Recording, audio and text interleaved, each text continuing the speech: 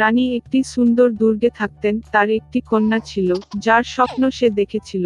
সন্তানের কালো চুল এবং সাদা ত্বক ছিল, অতএব তারা তাকে ডাকলেন স্নো হোয়াইট। এরপরেই রানী মারা গেলেন। রাজা দীর্ঘদিন শোক করলেন না। 1 বছর পরে তিনি নতুন রানীকে প্রাসাদে নিয়ে এসেছিলেন। তিনি সুন্দরী ছিলেন, তবে রাগ করেছিলেন। মহিলাটি তার সাথে একটি জাদু আয়না নিয়ে এসেছিল। প্রতিদিন তিনি তার প্রতিচ্ছবিটিকে প্রশংসা করেছিলেন এবং তাকে একটি প্রশ্ন জিজ্ঞাসা করেছিলেন, বিশ্বের সবচেয়ে সুন্দরীকে? আয়না সর্বদা কেবল সত্য বলেছে, অতএব এটি সততার সাথে রানীর সৌন্দর্যের প্রশংসা করেছে এবং মহিলা সুখের সাথে সজ্জিত হয়েছে। স্নো হোয়াইট বৃদ্ধি পেয়েছে এবং প্রতি বছর তার সৌন্দর্য উজ্জ্বল করে, এবং এখন আয়নার সাথে কথা বলতে গিয়ে রানী প্রতিক্রিয়া শুনেছিলেন যে এখন তিনি বিশ্বের সবচেয়ে সুন্দরী নন। তবে স্নো হোয়াইট রানী নিজের প্রাসাদে এটি সহ্য করতে যাচ্ছিলেন না। তিনি তার বিশ্বস্ত দাসকে রাজকন্যাকে এক দুর্ভেদ্য ঝলকে নিয়ে যাওয়ার এবং হত্যা করার নির্দেশ দিয়েছিলেন, কিন্তু চাকর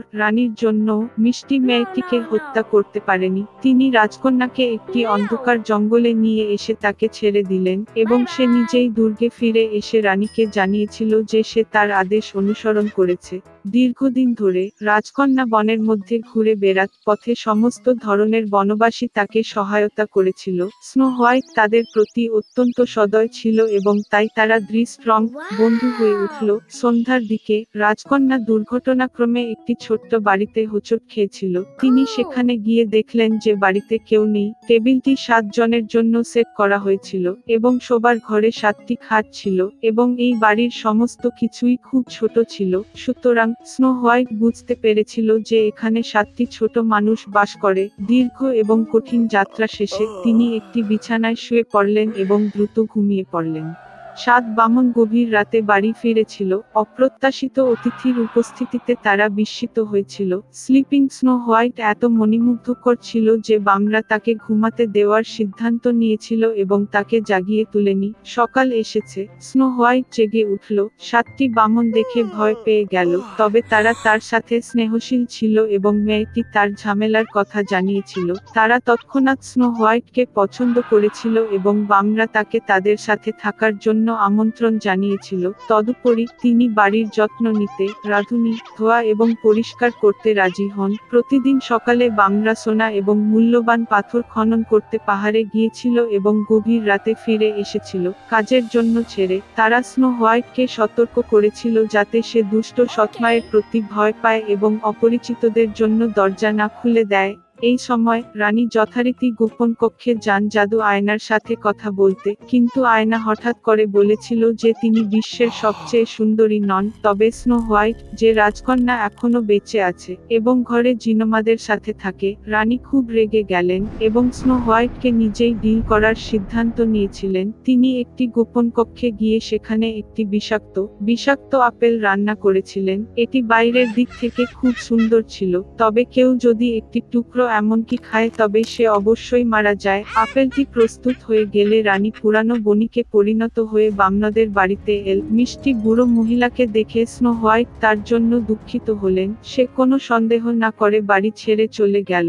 বৃদ্ধ মহিলাটি একটি পাকা আপেলের সাথে মেয়েটির সাথে চিকিৎসা করেছিলেন এবং বলেছিলেন যে তিনি যদি এই আপেল খান তবে তিনি চিরকাল যুবক এবং সুন্দরী থাকবেন। স্নো হোয়াইট তাকে বিশ্বাস করেছিল এবং আপেলকে কামড়ানোর সাথে সাথে সে মরে পড়ে শ্বাস বন্ধ করে দিয়েছে। সন্তুষ্ট রানী প্রাসাদে গেল। সন্ধ্যায় বামরা কাজ থেকে ফিরে এসে স্নো হোয়াইটকে মাটিতে পড়ে থাকতে দেখেছিল। সে নিঃশ্বাস ফেলছিল না। তারা এত জোরে কাঁদতে লাগলো যে তাদের কান্না শুনতে পেয়েছিল পাশের জঙ্গলে শিকার করা সুদর্শন রাজপুত্র। কি রকম চিৎকার উঠেছে যে সমস্ত প্রাণীকে ভয় পেয়েছিল তা তার কাছে আকর্ষণীয় হয়ে উঠল।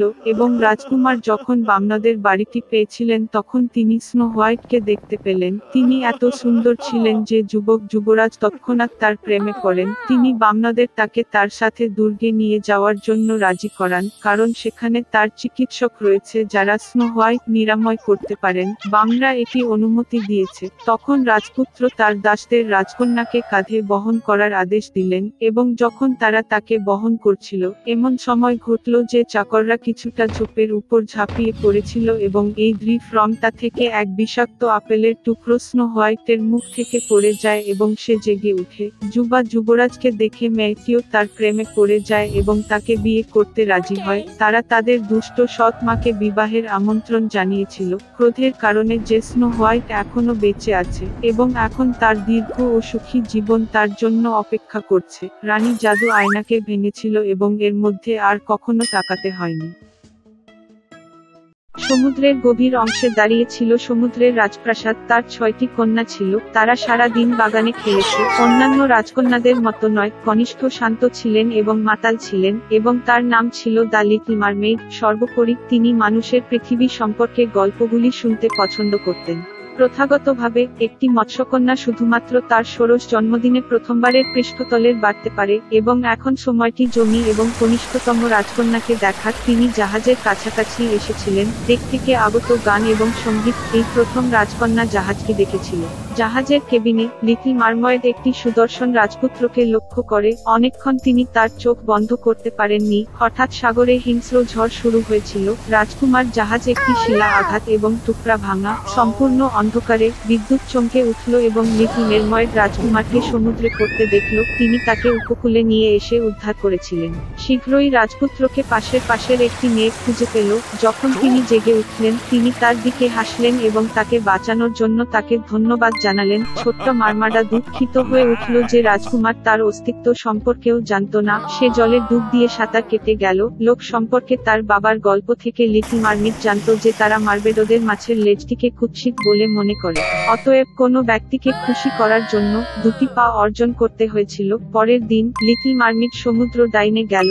জাদুকরী তার জন্য একটি ঘ্রাণ তৈরি করতে রাজি হয়েছিল যা মাছের লেজকে আরো একদম পাতলা পায়ে পরিণত করবে। রাজকন্যার চালাকি দারুণ হবে, কিন্তু তিনি যে প্রতিটি পদক্ষেপ নিয়েছিলেন তা অসহ্য যন্ত্রণা নিয়ে আসে। এবং রাজপুত্র যদি আরেকটি বিবাহ করেন, লিটল মারমেইড সমুদ্রের ফোমে পরিণত হবে। বিনিময়ে জাদুকরী মেয়েটির কাছ থেকে তার দুর্দান্ত কণ্ঠ নেওয়ার ইচ্ছা প্রকাশ করেছিল।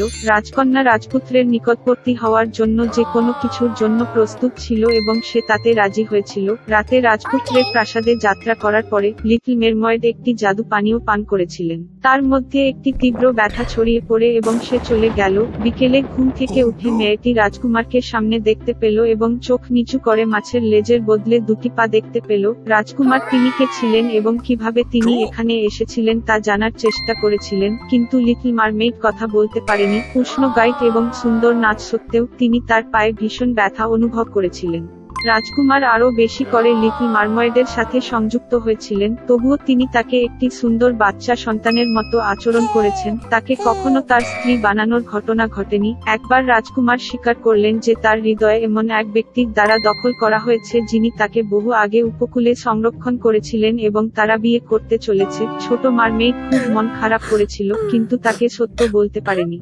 বিয়ে সময় হওয়ার সময় যুবরাজ লিটল মারমেইডকে নববধূর সাথে একটি হানিমুন ভ্রমণে যাওয়ার জন্য আমন্ত্রণ জানিয়েছিলেন। একটি বিলাসবহুল হানিমুন তাঁবুটি জাহাজের ডেকে ছড়িয়ে পড়ে। দ্য লিটল মারমেইডের শেষ সন্ধ্যায় একটি যার সাথে তিনি তার বাড়ি ছেড়ে চলে গিয়েছিলেন তার দুর্দান্ত কণ্ঠ দিয়েছিলেন এবং প্রতিদিন অন্তহীন যন্ত্রণা সহ্য করেছিলেন। কিন্তু তিনি তাদের লক্ষ্য করেননি। জাহাজে যখন নীরবতা পড়ল তখন লিটল মারমেইড ডেকের উপরে বসে সূর্যের প্রথম রশ্মির জন্য অপেক্ষা করছিল। হঠাৎ জাহাজের কাছে এসে সে তার বোনদের লক্ষ্য করল। তারা অশ্রুকুভাবে ডাইনিকে রাজকন্যাকে মৃত্যুর হাত থেকে বাঁচাতে সাহায্য করার জন্য বলেছিল। জাদুকরী তাদের একটি ধারালো ছুরি দিয়েছিল যার সাহায্যে রাজকন্যার হৃদয়কে বিদ্ধ করার জন্য লিটল মারমেইড তার রক্তের এক ফোঁটা তার পায়ে একটি লেজে পরিণত হতো এবং সে সমুদ্রে ফিরতে পারে। ছোট্ট জলভর তাঁবুতে উঠল এবং সেখানে প্রেমে ঘুমন্ত এক দম্পতিকে দেখল।